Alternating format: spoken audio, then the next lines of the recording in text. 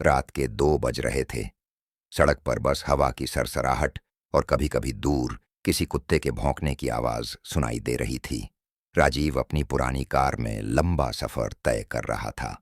वो शहर से अपने गांव की ओर जा रहा था, तकरीबन 300 किलोमीटर दूर।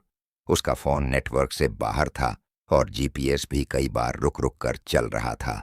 लेकिन राजीव को जल्दी थी। सुबह तक घर पहुंचना जरूरी था।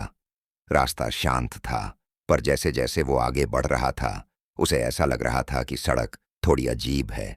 कहीं कहीं सड़क के किनारे पुरानी झाड़ियां, जली हुई गाड़ियां और टूटी फूटी साइनेज दिखाई दे रही थीं। एक बोर्ड पर लिखा था, काली मोड़, सावधानी से चलें। राजीव ने गाड़ी की स्पीड थोड़ी कम की।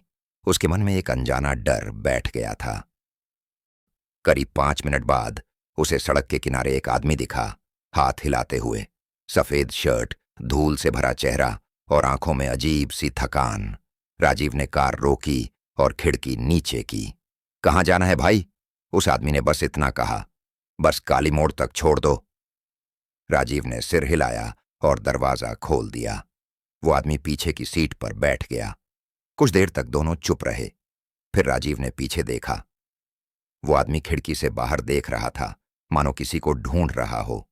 राजीव ने पूछा, आप यहां रात में अकेले क्या कर रहे थे? आदमी बोला, मैं घर जा रहा था, लेकिन रास्ता भूल गया। उसकी आवाज में एक ठंडापन था जो राजीव के रोंगटे खड़े कर गया। करीब 10 मिनट बाद कार एक अंधेरे हिस्से में पहुंची। सड़क के दोनों ओर घना जंगल। कोहरा अचानक बढ़ गया था। हेडलाइट्स के आगे कुछ भी साफ नहीं दिख रहा था। जीपीएस फिर से बंद हो गया।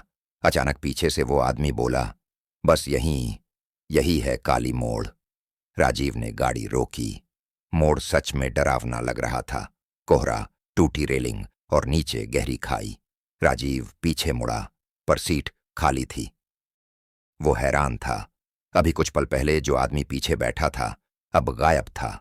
राजीव ने बाहर निकलकर चारों ओर देखा, पर कुछ नहीं था।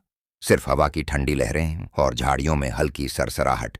वो वापस कार में बैठा और गाड़ी स्टार्ट की, पर इंजन ने आवाज नहीं की। बार बार कोशिश की, पर हर बार सिर्फ क्लिक क्लिक की आवाज। तभी पीछे से किसी ने फुसफुसाया, मोड़ पार मत करना। राजीव का शरीर जैसे पत्थर बन गया। उसने शीशे में देखा, पीछे की सीट पर वही आदमी बैठा था। चेहरा अब नीला पड़ चुका था और आंखों की जगह काले गड्ढे। राजीव चीखा और कार से बाहर निकल भागा। सुबह होने पर ट्रक ड्राइवरों को एक कार सड़क किनारे खड़ी मिली। दरवाजा खुला था, इंजन ठंडा, लेकिन ड्राइवर राजीव कहीं नहीं था। पुलिस ने जांच की। गाड़ी के अंदर पिछली सीट पर मिट्टी के निशान थे, मानो कोई गीले पैरों से बैठा हो। डैशबोर्ड पर जीपीएस स्क्रीन जली हुई थी और स्क्रीन पर सिर्फ एक शब्द लिखा था, लौट आओ।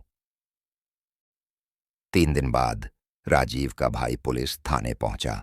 उसने बताया कि राजीव का बचपन उसी इलाके में गुजरा था और बरसों पहले काली मोड़ पर ही उसका एक दोस्त एक्सीडेंट में मारा गया था।